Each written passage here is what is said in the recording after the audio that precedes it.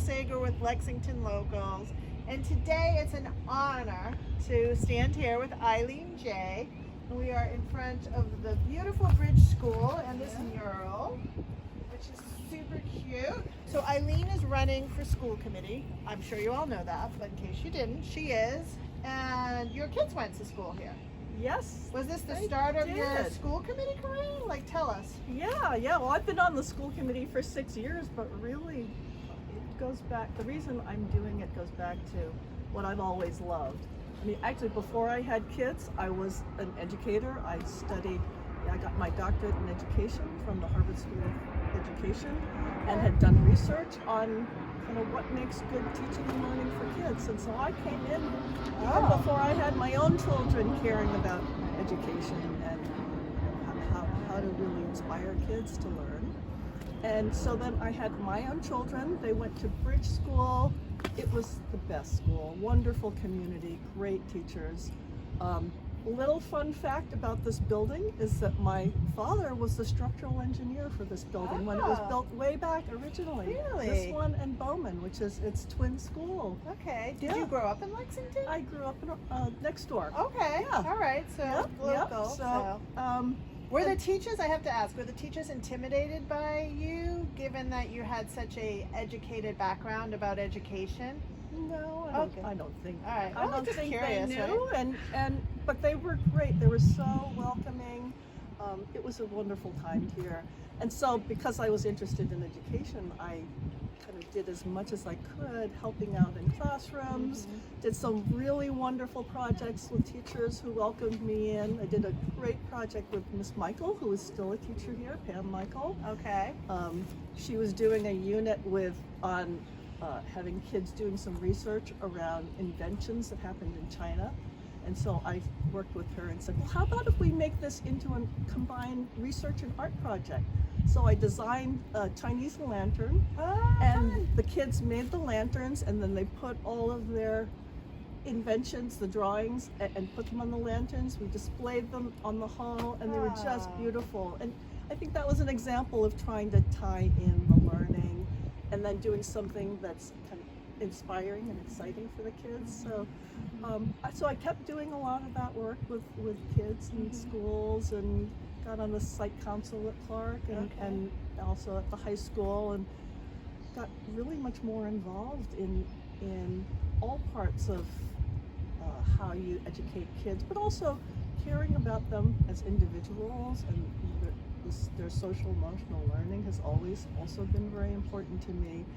And when my kids were in high school, experiencing some of the stress that I know a lot of kids feel in this school district, I actually got really involved in that and worked with some people in the community and in the schools, the School Health Advisory Council, to raise some awareness around that issue. So we organized a lot of public events and community conversations and book reads.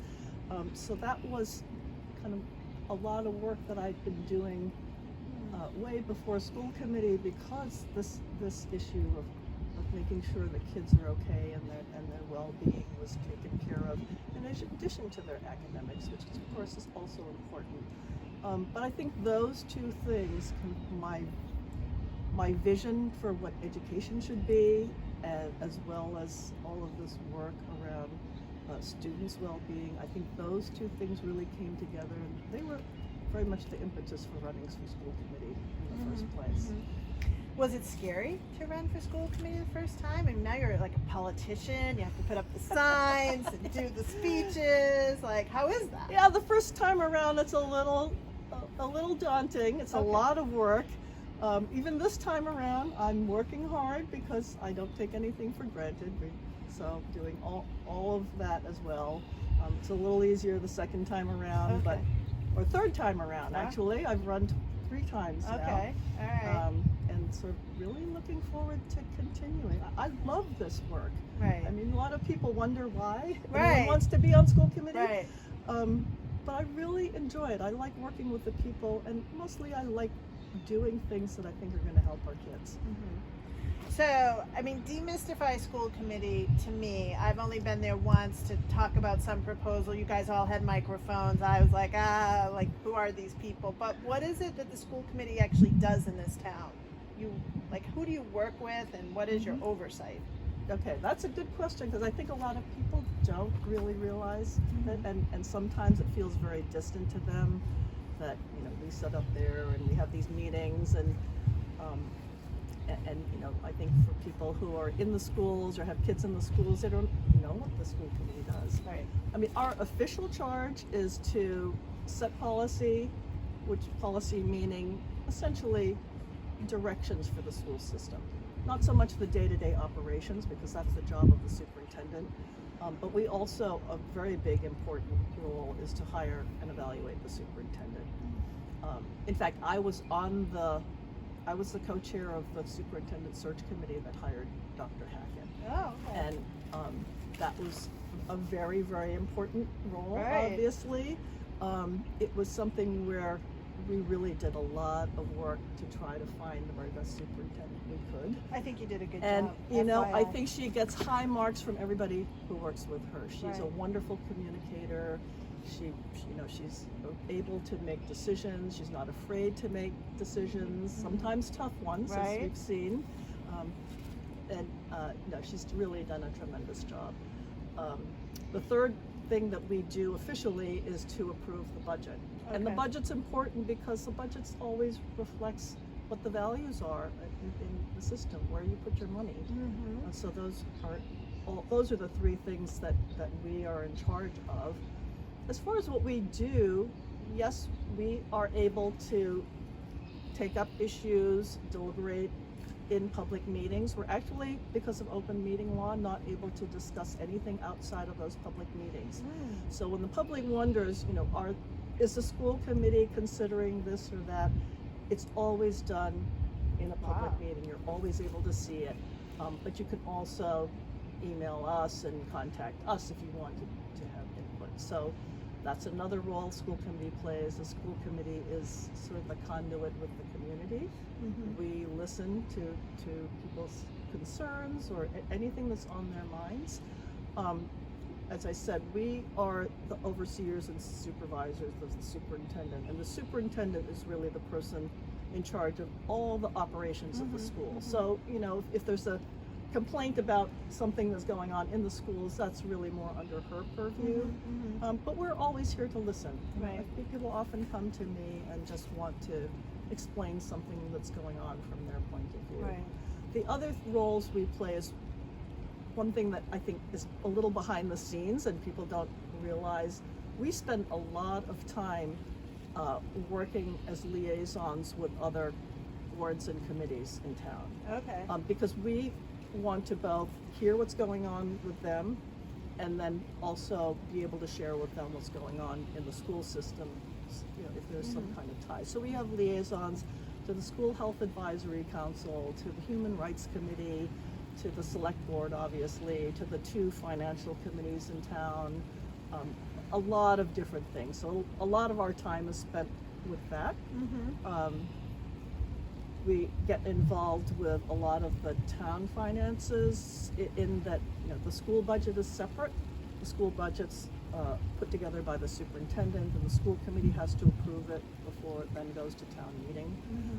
But we work very closely hand in hand with the select board and the appropriations committee and the capital expenditures committee. It's a lot of work. So kind of understanding all of those aspects of it too is, you have to kind of, it takes a while Right. to really get your leg up on on understanding some of those nuts and bolts Right, of things. So right. I think that's where the experience really comes into play. So we moved because it's raining out. We're talking about experience. Now, personally, I think for me, I want to have someone on the school committee that has an educational background. I mean, I don't think everyone does, but I think your sort of depth of experience in education must make you a superb resource for the committee. I mean, you can say all the good things you want about yourself. Go ahead. It's fine. No, I think it's really that this is something I've thought about for a long time. Okay. And decades in the making. And I think it really came into play when we were doing the LPS strategic plan. One of the things when we were hiring the superintendent that was especially important to me was to have an educational vision for the district. We do a lot of great things here. We have an excellent school system. We could just coast on that, but there's always room for improvement. And so one of the priorities when the superintendent came was to do a vision. And I was on the core group that was doing that, and that's work I love because it was really asking the question, what's the purpose of education? It's not just doing what we do and we're good and our test scores are wonderful and Lexington always places high on the ratings. It's really more about our serving the needs of kids, and I think there are several aspects to that. For me, I think one of the most important things for the purpose of education is that we're really here to give kids the foundation to be really productive adults, to be critical thinkers when they go out in the world, to be engaged citizens, to be global citizens, understanding different cultures, and to be caring people. And so as we designed this strategic plan, it was really around all of those. It was setting some core values of what we believe in. And I think in those will then play into what do we do? What do we do? What do we change? What do we make better for kids? And I think some of those things a little bit got set aside during the pandemic. We're going back to that work. Some of it will be looking at can we offer kids more choices and flexibility in their courses so that they can study things that they care about and they're passionate about, because that's what engages kids, that's what motivates them even more. We're going to be looking a little bit at the graduation requirements. We're doing a lot of other work around can we make learning more connected to the real world, so kids don't feel like they're just learning this stuff and it's not relevant to physics? anything. What do I do with this? physics? Does this matter? And I think if we can make that learning tie into some things that will matter with them, doing projects that connect it to real world, I think those things are really appealing to kids, and I think it makes the learning stick better. And the other exciting work we're doing is we are designing a diversity, equity, and inclusion curriculum. And that is I think this is very exciting. What it will be is it will incorporate into our existing curriculum, K to 12, lessons about the histories and stories and contributions of various groups, ethnic groups and religious groups, gender identity groups, different abilities and neurodiversity, so that everybody's story is in there and being taught and learned about. And the other part of that curriculum is going to be working with kids, and this goes back to our core value of we all belong. It's going to be working with kids at these young ages on learning about their own identities, learning about other kids' identities, learning how to kind of be accepting and understanding of differences that they might not really understand or think about. And then as kids get older, we'll work into more issues of understanding social justice issues, what's equitable, what injustices are in their world, and what can kids actually do about it, right? And so I think it's empowering kids to get engaged, think about these things, and it's really all, again, part of preparing them to learn how to think about things as they grow into adulthood, how to contribute, how to be productive adults, how to really engage in citizenship. And I think those things start early, and that's what education's all about. Well, I appreciate all your work, and I wish you good luck in your on what date is it? March? Monday, March 7th. Monday, Election March is a 7th. Monday, which sometimes people don't Right. remember. Right. So Yeah. everyone get out and vote. It's your legal right. So, and feel free to vote for Eileen. She'll be there. Yeah, Thank well, you. I'm really hoping to be able to serve another term. I think I have a lot of experience to bring, Right? and you know, And your enthusiasm and is the clear. end of it is we really do this for kids. Right. That's the motivator here. Right. Appreciate it. Yeah. Thank you.